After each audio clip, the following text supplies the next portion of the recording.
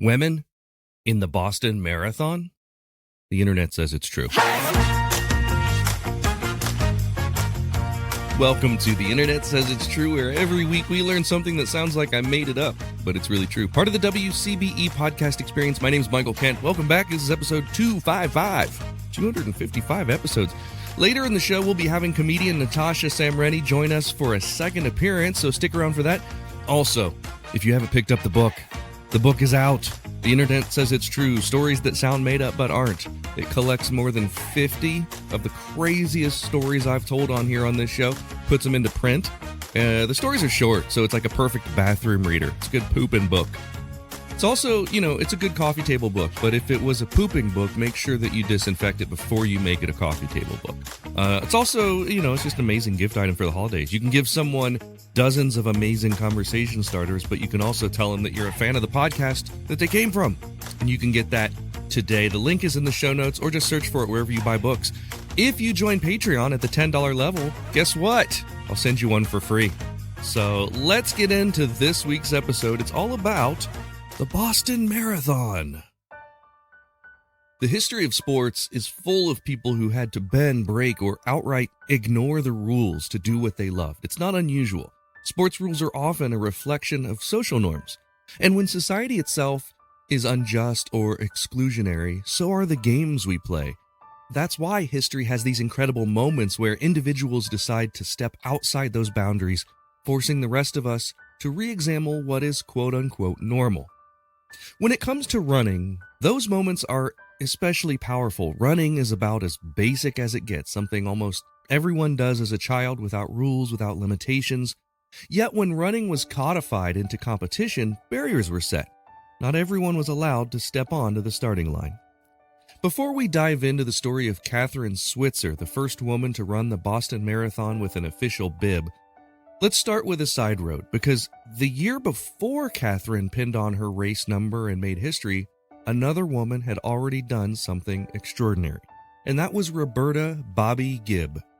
In 1966, Bobby Gibb applied to run the Boston Marathon and received a letter back from the Boston Athletic Association. It said bluntly that women were not physiologically capable of running 26.2 miles. At the time, this was the official stance of both the BAA and the Amateur Athletic Union. The longest distance women were officially allowed to compete was 1.5 miles. Anything beyond that was considered dangerous. But Bobby knew better. She'd been running long distances on her own for years. She even trained for the marathon distance, running 40 miles at a stretch while she lived in California. She was not only capable, she was over-prepared, so she decided she wasn't going to let a simple letter stop her. On the morning of April 19th, 1966, Bobby Gibb put on her brother's Bermuda shorts, a hoodie to hide her long hair, and slipped into the bushes near the starting line in Hopkinton, Massachusetts. When the race began, she jumped in. She wasn't disguised as a man, but she did blend into the crowd of male runners. People noticed eventually. She took the hood down once it got hot, but instead of jeers, she got encouragement. Runners clapped her on the back. Spectators cheered. 3 hours, 21 minutes, and 40 seconds later, Bobby crossed the finish line. The world didn't end. She hadn't collapsed from exhaustion. She had proven the BAA wrong. She'd also become the first woman ever to complete the Boston Marathon. Now, of course, it wouldn't be recognized officially until much, much later, but the impact was immediate.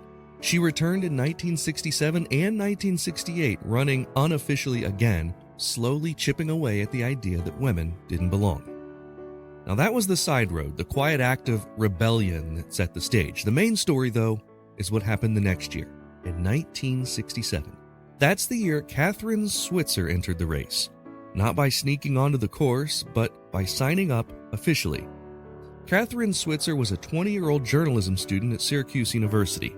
She'd been running since high school and had taken up longer distances under the mentorship of Arnie Briggs, who was a 50-year-old postal worker who loved to talk about his days running the Boston Marathon.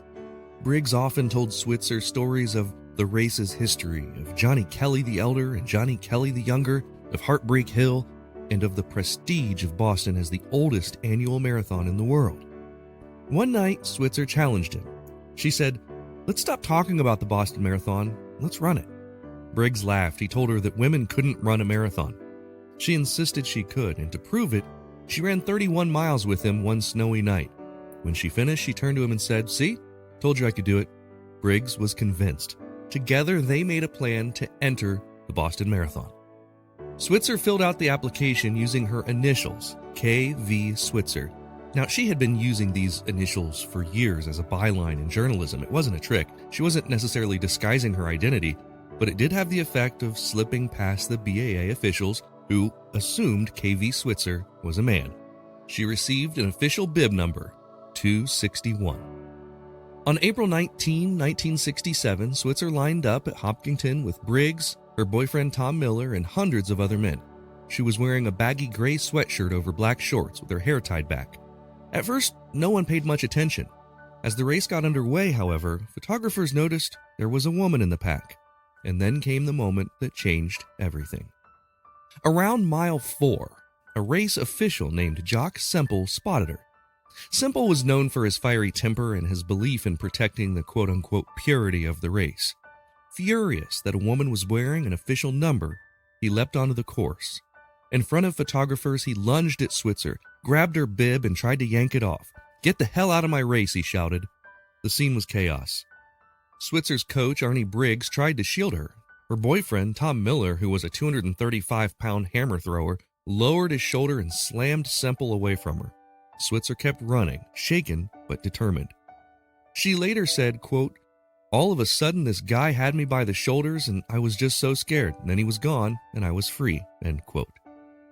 The photos of that moment were splashed across newspapers the next day. There was Catherine Switzer, eyes wide in terror, as Semple tried to rip her out of the race. And there was Miller, sending Semple flying. Those images became an instant symbol of both the exclusion women faced and the courage to resist it. Switzer finished the race in 4 hours and 20 minutes. It wasn't her best time. She had run faster in training, but it didn't matter. She had crossed the finish line as an official entrant, bib number 261 still pinned to her chest. The public reaction was explosive. Some praised her courage, others condemned her as reckless or inappropriate.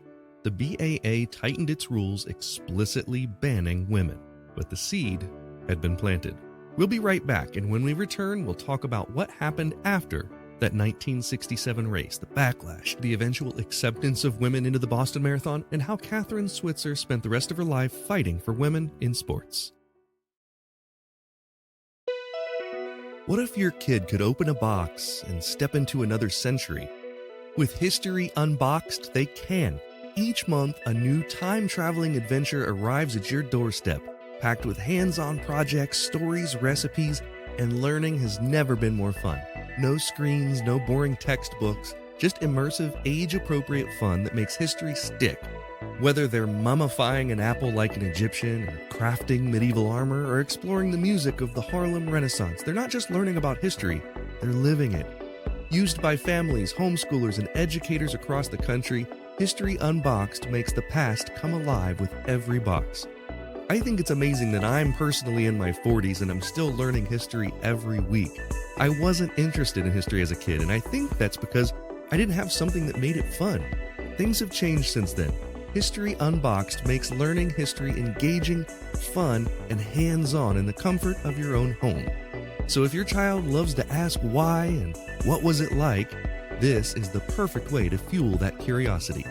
Ready to time travel? Sign up today by clicking the deals link in the show notes. Hey, I'm Cliff Baumgardner. And I'm Harrison Stewart. If you're like us, you probably grew up watching the Discovery Channel classic, Mythbusters. From rocket cars to chicken cannons, Mythbusters proved there's no question too big, too small, or too ridiculous to put to the test. Now we're going back to rewatch the show from episode 1, and we want you to follow along. Join us as we revisit every single myth, moment, experiment, and explosion from throughout the show's legendary 14 seasons. Subscribe now so you don't miss one. What if your kid could open a box and step into another century? With History Unboxed, they can. Each month, a new time-traveling adventure arrives at your doorstep, packed with hands-on projects, stories, recipes, and learning has never been more fun. No screens, no boring textbooks, just immersive, age-appropriate fun that makes history stick. Whether they're mummifying an apple like an Egyptian, or crafting medieval armor, or exploring the music of the Harlem Renaissance, they're not just learning about history, they're living it. Used by families, homeschoolers, and educators across the country, History Unboxed makes the past come alive with every box. I think it's amazing that I'm personally in my 40s and I'm still learning history every week. I wasn't interested in history as a kid, and I think that's because I didn't have something that made it fun. Things have changed since then. History Unboxed makes learning history engaging, fun, and hands-on in the comfort of your own home. So if your child loves to ask why and what was it like, this is the perfect way to fuel that curiosity. Ready to time travel? Sign up today by clicking the deals link in the show notes. We're living through the most dynamic time in human history, and what we do as leaders matter. We are the ones that create the leverage to shift directions of our companies, our nonprofits, and our communities. As a leader or an emerging leader, please join me for a dynamic conversation with top thought leaders, academics, and executives to learn more about how to elevate your leadership. I'm Maureen Metcalf. Join us at the WCBE podcast experience at wcbe.org. There was a time that humans used 100% organic products as healing balms and moisturizers for their skin.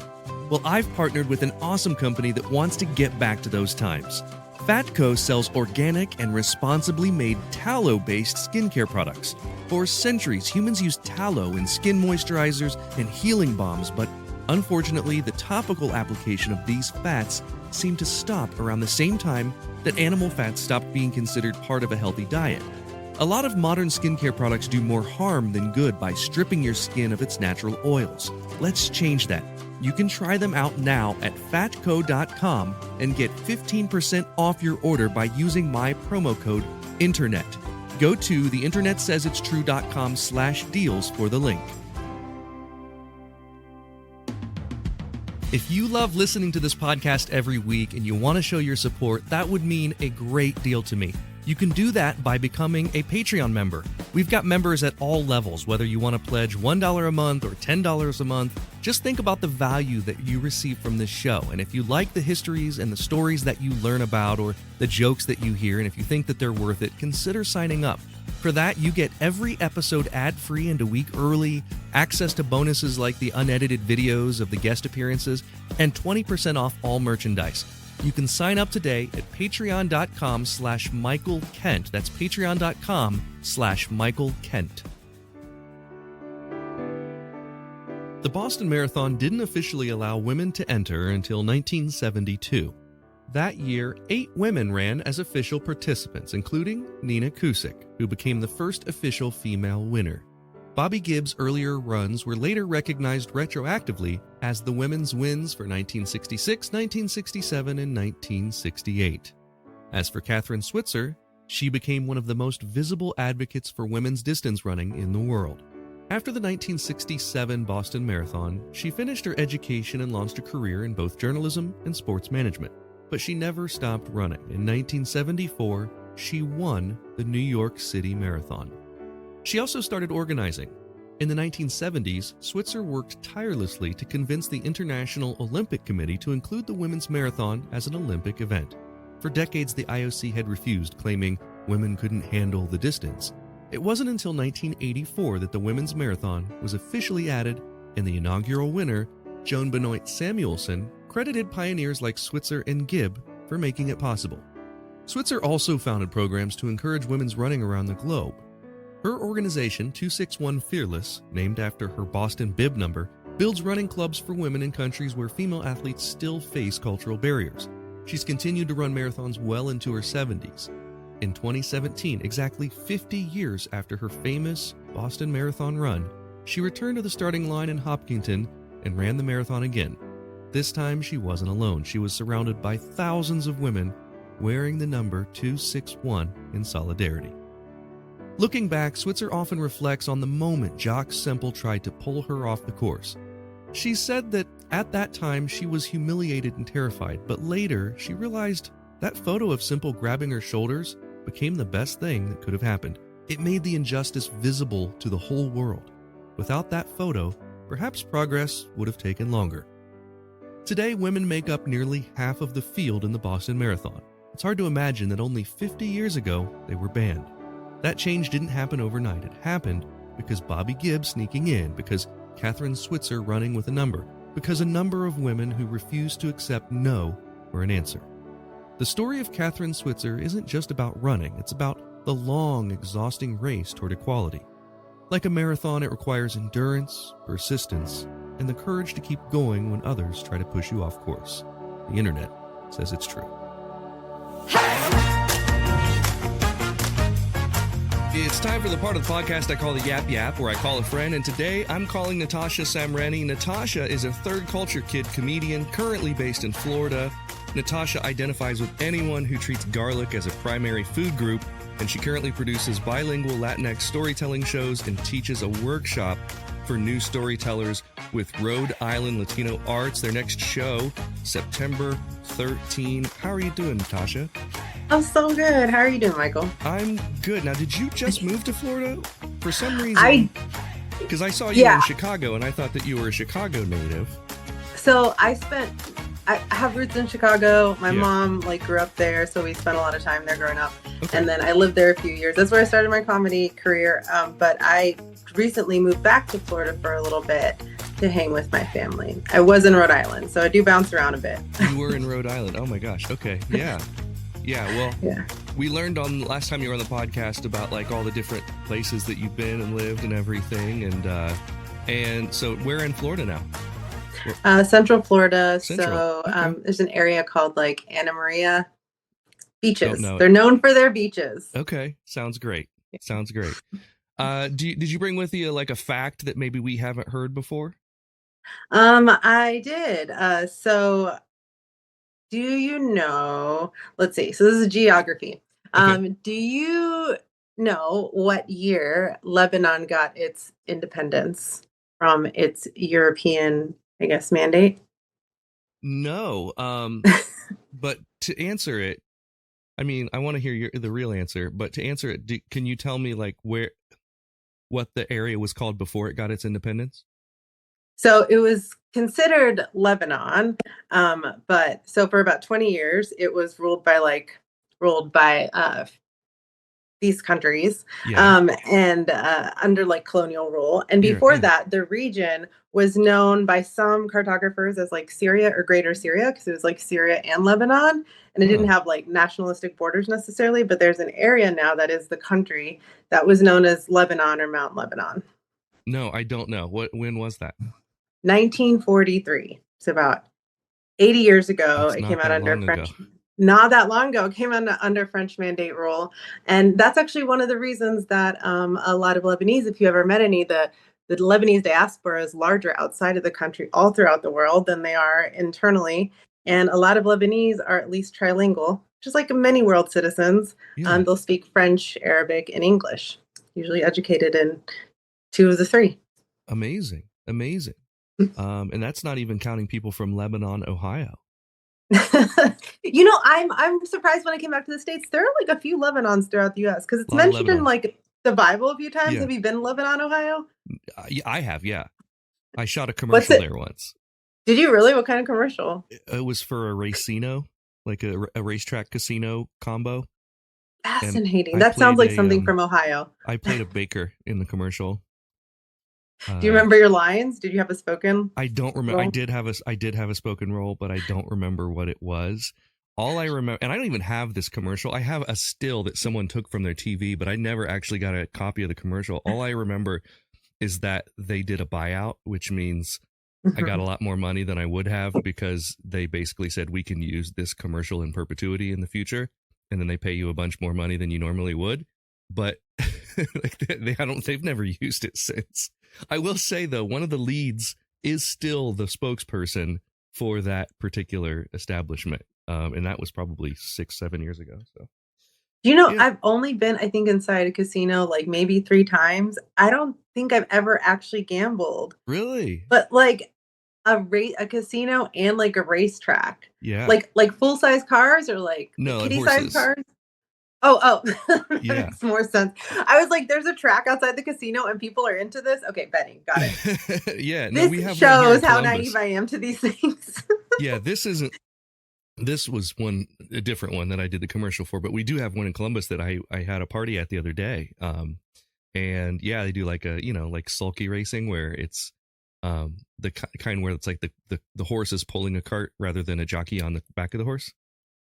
So the jockey rides in a little cart instead, which is standard bred versus thoroughbred. I only know that because my wife has horses and that's, she's in that world. But anyway, that has nothing to do with what you were We're talking learning about. so much. We've talked way more about Lebanon, Ohio than we have Lebanon, the country. I just want to know what it was about, like your commercial where they're like, that guy, he looks like a baker. I We're going know, to use me this too. everywhere. And the weird thing is the storyboard had a baker that was all tatted up. And I didn't have all these tattoos at that point in my life. Like I was just a clean cut, my arms were completely untatted. But the storyboard definitely had like a tatted up baker. And so they put me in long sleeves because they're like, we don't want people to know he doesn't have tattoos. I guess in their mind, they had an idea of who this baker was. That's hilarious. I do remember this though. It was a giant basket of bread that I was holding in the shot. And they had I was wearing a chef's coat with something bakery on it.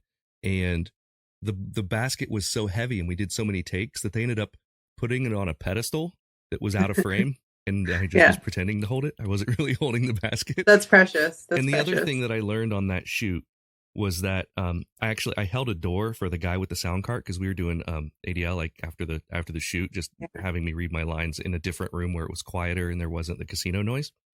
And I held the door for the guy with the cart, and I got in big trouble for that because it's union rules. Yeah, it's a union rule. I'm not allowed to assist, and holding a door apparently was a big no-no. So I learned not to do that. I also learned you cannot be a gentleman. That's ridiculous. Did you eat any of the bread on set? I did not. It shot at 2 or 3 in the morning because they wanted to they wanted to shoot on the casino floor. And so there were actual customers in the background. I mean, they had extras that were playing the games in like the immediate background, but then like blurry background, there were actual customers that just gamble all night. It was crazy. That'd be great if someone like hit the jackpot like really loudly and emphatically behind you in the middle of the best game. Yeah. All right. Let's get into our topic, which has nothing to do with any of this.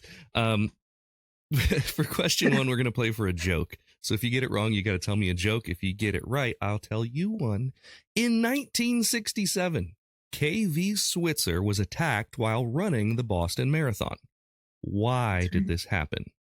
A, he was wearing a North Vietnamese flag. B, he was a murder suspect. Or C, KV was attacked because she was a woman. See?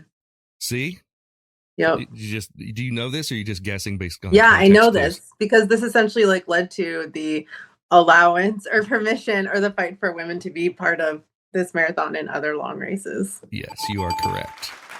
Yeah. You are correct. KV Switzer claims that she didn't use those initials specifically to try to fool the Boston Marathon, which at the time did not allow women, because KV was a journalist and used KV Switzer as her byline. However, this was a goal. There had been a woman that ran the Boston Marathon the year before, but not officially. No bib, no number, just jumped in and ran it. And then there was a man who basically attacked her, tried to remove her bib number and push her off the course. And this guy, his job was to be an official for the race. And he took it pretty far. Said women can't. You know what I don't know is like if in the rules is if for these officials, if they did have a like if you see a woman or someone who is not a man, this is the protocol. That's wild. From what I found, this guy who was the official that pushed her, his name's Jock. First of all, first name Jock. Red flag immediately. Red flag. He was known to have a fiery temper. And he was known to sort of see the Boston Marathon as this like religious thing. You know what I mean? Like he was known to be a purist when it came to this race. So probably not. There probably was not a protocol in place for what happens if one of these women. But there was sort of an official belief at the time that women couldn't run more than like a mile and a half. Which is wild. I can see them like back in the day be like, well, women are allowed to run 20 miles. We're going to have like a lesser marathon for women. But they're like, no, they can run 1.5 miles. Men, 30 times more than that. Which is wild because the tradition of long distance running has existed in a lot of countries and cultures for like years. And it was just like Boston one day, like a bunch of white dudes were like, how far do we think they can run? 1.5 miles. That sounds good. Moving on. Yeah. Yeah, they're like, it's a mile. I don't know. I wonder if this dude ever actually ran though. It's like it almost strikes me as like the vibe of, how sometimes there are really harsh theater critics who've never been on stage a day in their life. Absolutely. And they're just like, terrible, no method acting. I didn't believe it. Yeah, I mean, I'm seeing Jock Semple as a big old fat guy, but he just tried to knock a woman out and she like outran him. Yeah. Now looking at a picture of him, I just looked up a picture of him, but this was later in life. And he does look angry. Now, I will say... He does look angry. That's the one adjective. This sounds like could describe many people at that time, many men running the marathon, Michael. Yeah, the two did kiss and make up. I mean, they basically, he regretted his actions. Well, that's good. Yeah. Gross. So later... What if they started a band after that? Like a 70s rock band? What the Apologetics. The apologists. Absolutely. Okay, so let's move on. Oh, by the way, you got it right. I owe you a joke, but I didn't prepare a joke. Yes. So do you want to do the Milton Berle joke file or the Friars Club? Friars Club. Friars Club. A page. I think we did Milton last time. Okay, let's do a page between 1 and 500.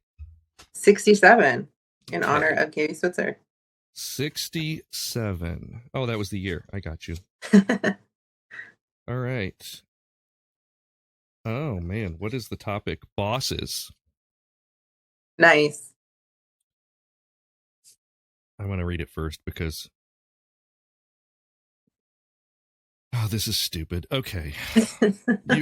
Because I read the first 3 words and I was like, oh, this could be problematic. But this is about bosses. Okay. So this says, the slave driver of the Roman galleon leered down at his galley slaves and bellowed, I've got some good news and some bad news. The good news is that you'll be getting double rations tonight. The murmuring of the surprised slaves was interrupted by the bellow of the slave driver. The bad news is that the commander's son wants to water ski. So I guess the joke is the image of a Roman galleon going fast enough to let someone water ski and the juxtaposition of a modern sport against ancient Roman culture. But good stuff. Not a good joke. Very uncomfortable. He's like, move on now. Moving on. Question 2. Question 2 is we're going to play for running a 5K. So if you get it right, I will run a 5K within the next year. If you get it wrong, you have to run a 5K within the next year. Oh, I love this one. Okay. What's the longest distance you've run? Only 10 miles. 10 miles. So you can do a 5K. That's well within. That was years ago. We'll see. Okay. A year. Fine. I could do it. You could maybe even do a half marathon if you've done that. The most I've ever run at one time was probably 4 or 5 miles. So I could probably do it. Okay. We believe in you. But that was years ago. That was probably 2019 was the last time I did that. Okay, here's the question. The Olympic marathon distance wasn't always 26.2 miles. It was standardized after the 1908 London Olympics so that the race would finish in front of what landmark? A, the Tower of London, B, the Royal Box at Windsor Castle, or C, Big Ben? I remember reading about this, but I don't remember what the reality was. What were they again? Yeah, it was the Tower of London, the Royal Box at Windsor Castle, or Big Ben. I mean, Tower of London feels like morbidly hilarious, but I feel like B. I don't know why. B? The answer is B. You are correct. Yeah. So the original marathon was 25 miles, but in 1908, organizers extended the route so it could start at Windsor Castle and finish right in front of the royal family's viewing box at Olympic Stadium. Fascinating. And that was 1.2 miles. So the extra stretch became 26.2, and here we are. Now everyone has to wonder, why is it 26.2 miles? Wow. So that's delightful. It sounds made up, but 26.2 miles is 42.16 kilometers. Because that's what I was wondering. I was like, maybe Yeah. 26.2 makes like an even 40 kilometers. Is it a round number? No, Yeah. it's not. It's not. It makes no more sense than 26.2. And that's the No. reason. We just learned it. It was just a British desire to not do more than they had to at the time. Yeah. And the good news is you're 2 for 2. The bad news is I have to start training for a 5K. That's great. Is it? I don't know. I'm going to... it's going to hurt. Maybe this can be your next book, Training for a 5K as a part of a bet. As a part of a bet. So I did a thing in 2019 where I said, I'm going to lose 30 pounds. And if I don't lose 30 pounds, I decided my stakes were that I had to give $100 to a charity that I didn't support or approve. I think it was PragerU. I think that's who the charity was. Oh my God. I think I said, if I don't lose 30 pounds by X date, I have to give $100 to PragerU. And I did it. I lost 30 pounds. Okay. I was going to say it's I didn't very give timely. money. No, I did. You're the reason. I didn't have to give the $100. Yeah, that's amazing. Maybe had I given that $100, they would have been like, we don't need the money to be the new PBS or whatever they're trying to do now. It was the $100 that really tipped the bucket. I think so.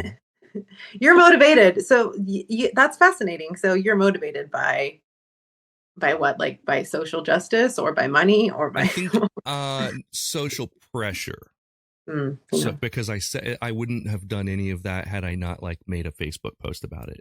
So I'm other people holding me accountable, I think, is a good motivator for me. So the pressure of having said it. So I think there's a lesson here, and that is if I want to lose weight, I just have to tell everyone that I want to lose weight, maybe. No, I have to tell everyone I'm going to lose weight. Because if I say I want to, then that can still be true. But if I say I'm going to, then they can be like, you're not holding up your end of the little thing here. Little thing. Yeah. All well right. done. Question 3, we're going to play for a sticker. They're 3 inches, they're square, and they're sticky. And you can get these when you join the Patreon at any level, really. Even if you just decide you're going to pay $1 a month, you get a sticker in the mail. If you get $10 a month, if you get to that level, I'm going to send you one of my new books for free. Well, nice. For $10 a month. Which, you know what? Like, you can totally game this. Join the Patreon at $10 a month. I send you a book, then quit the Patreon. And now you've just saved $7.99 because it's $17.99 on Amazon. There you go. Little hack for you. Question 3. In 1972, Title IX was passed in the United States. What did this law guarantee for women in sports? A, equal pay for female professional athletes. B, equal access to school sports programs. Or C, women's professional leagues in every sport.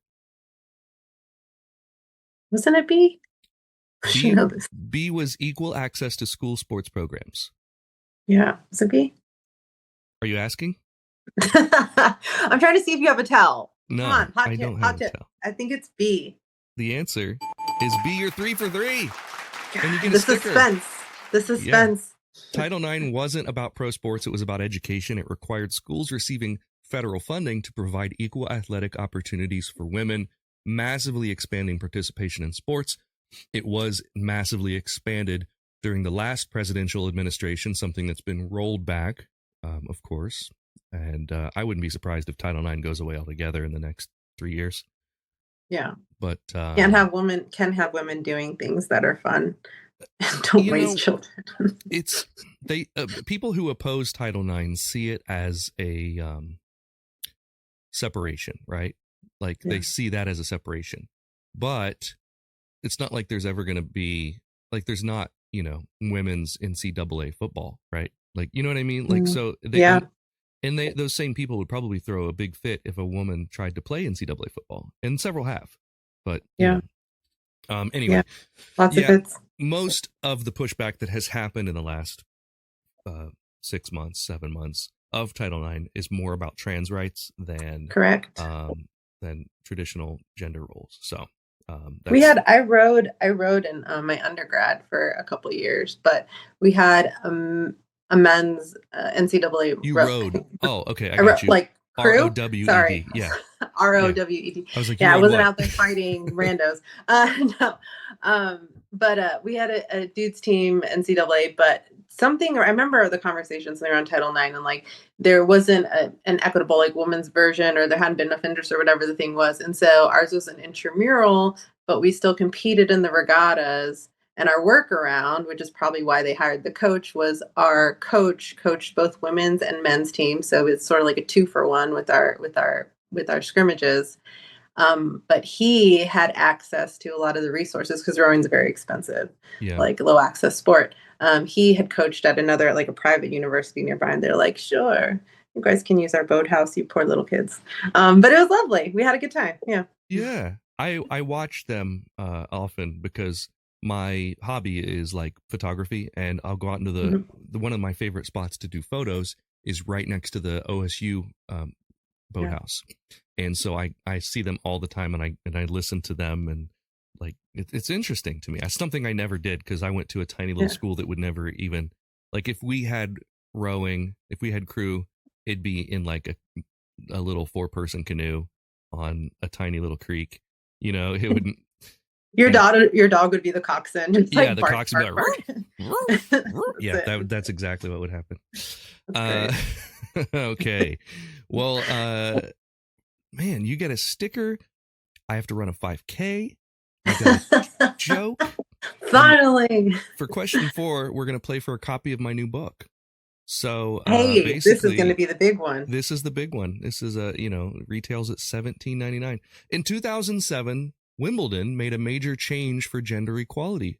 What was this major change? Was it A, women were allowed to play 5-set matches, B, equal prize money for men and women, or C, women could finally wear colors instead of all white? Wait, what year was this again? This was 2007.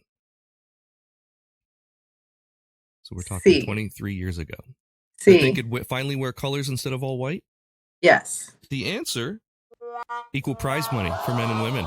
No! Surprising, right? Really? But it's true. Yeah, Wimbledon was the last of the Grand Slam tennis tournaments to award equal prize money to men and women. Venus Williams was a major advocate for this change to get it happened, and it finally happened in 2007. Wow. So, yeah. Oh, shame. I mean, go Venus. That makes sense. That might be one of the only professional sports where there is pay equality.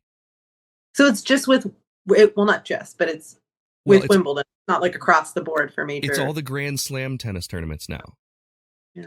So I don't know enough about tennis to know what a Grand Slam really is besides I think it's a circuit. So let me look. Yeah. What is included tennis Grand Slam? Okay, so it is Australian Open, French Open, Wimbledon, and the US Open, which is currently going on while we're recording this. So nice. Yeah. You learn something every day. Yeah. My mother-in-law's a big tennis fan. She loves watching it on TV. So she's been watching the US Open on TV. Very cool. Did she ever play? I don't know that. I have never asked her that, but I did. I played. Oh yeah. I played varsity tennis in high school, and I was horrible. But I mean, how small was your school? You said 100. My graduating class was 120 people. That's not too tiny. You must have had some skill to play varsity, though. I don't remember there being tryouts. There probably were. I don't know. I thought that was just a cross country team. I made my team because I showed up. Yeah. No one voluntarily runs. We did have a cross country team, and I think there were maybe 3 people on that team. Yeah. It was very small. But yeah, tennis I played, and I was I think I was third singles or third doubles. I don't remember. I just remember like I was very bad at it, and I didn't take it seriously because I didn't understand the concept of like conditioning or like competition. And it's embarrassing to say, but the thing that taught me about competition was marching band in college. Once I made it to Ohio State and I tried out for the Ohio State marching band, I was like, oh, you have to get in shape because then it makes it easier. Like I finally, it clicked for me, and I wanted to go back in time and redo tennis and redo like junior high football. Yeah. Because I was like, oh, I get it now. Like that's what this is. That's great though. Growth. That's beautiful. It was definitely growth. And it's also passion has a lot to do with it. You know, I was more passionate about playing the drums than I was swinging a racket. So my friends that did marching band were like always in shape, and like they worked hard. Like their practices, or what would you call it, rehearsals, I guess, like morning, weekends and stuff. They were nonstop. And in Florida, they were always sweating in those uniforms. I don't know how they did it. Yeah, Yeah. it was a lot. There was just a big news story that the Ohio State marching band is finally changing their uniforms from wool to polyester. Finally. Is that and better?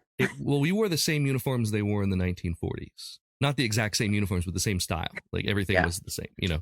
I guess that is better from wool. That's wild. Yeah, so you know, in August it was horrible. Like I can remember just standing there, just dripping sweat on the Yeah, field. But yeah. that was also like what made it awesome. Like I loved it, you know. So You were so punk rock. I was the punk rock band member is what they called me in college. No, nobody said that.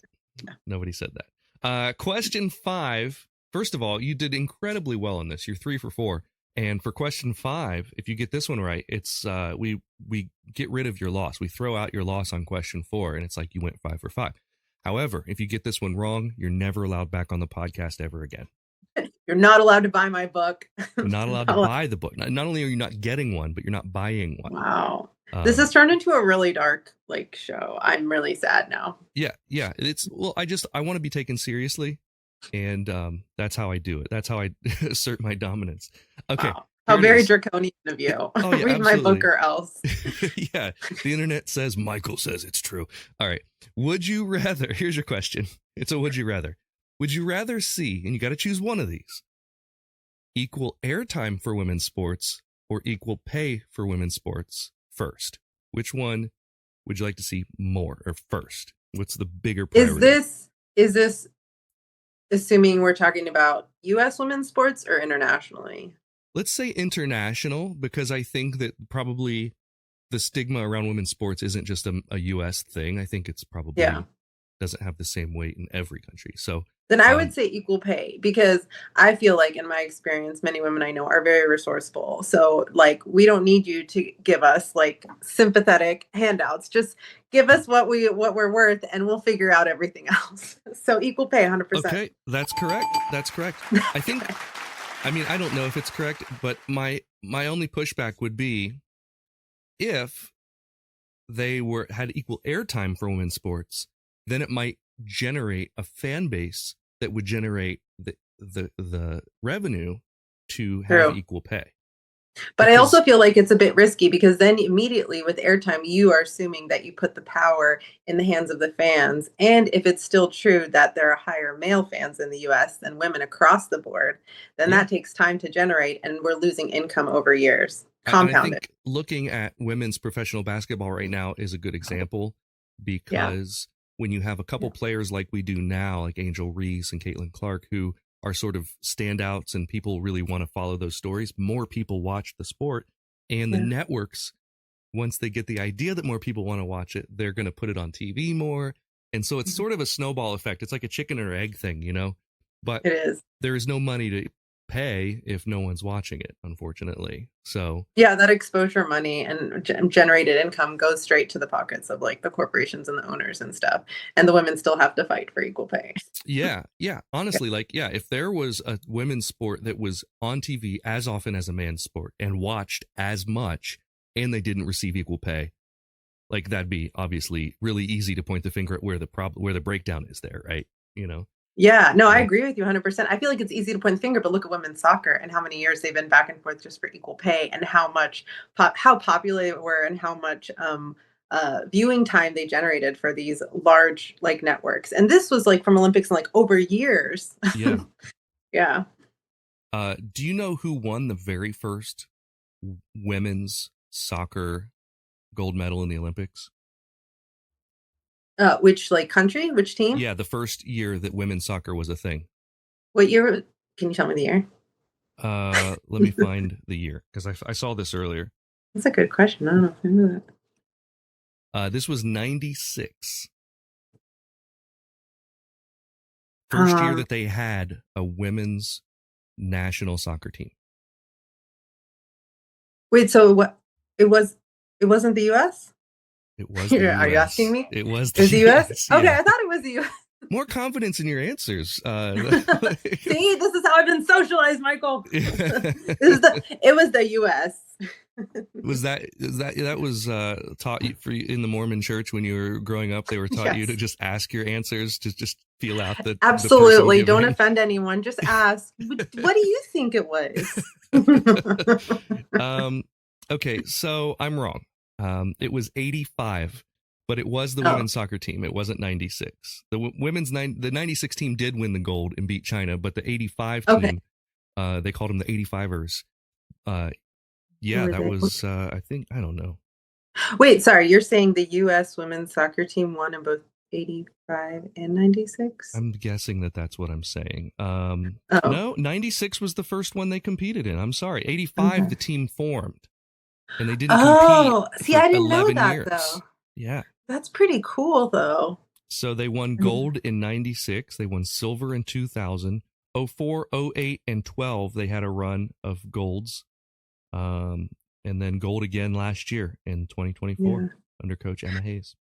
I'm bad with years, but I when you said that's, I was asking for the year when you said that. I do remember growing up and that being such a big deal. I had a lot of soccer player friends, and like it was just like, wow, this is possible. Like a representation to me really does matter, because as a little girl, and I played soccer, I wasn't great, but just like being able to see a version of yourself, it was like, wow, okay, this could work. We were talking about my small high school and the sports that they had back in Urbana, Ohio, and the very first women's soccer team that Urbana had was when I was there, when I was in high school. I believe it was either my sophomore or junior year. I never knew this until recently. I saw it on Facebook. Someone had a picture, and I'm like, I know all these people. I went to school with all these people. And they said like the first women. I was like, that makes me feel ancient.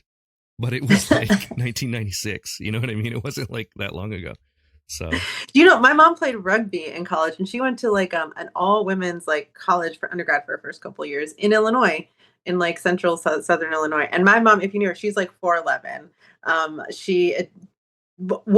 She's like almost the size of like a rugby ball. She's so tiny, but she was also broke out of her very like religious upbringing and was just like, I want to do things. And she was always very athletic, but it still blows my mind that of all the sports, she's like, yeah, let's try this. Let's get knocked around a bit.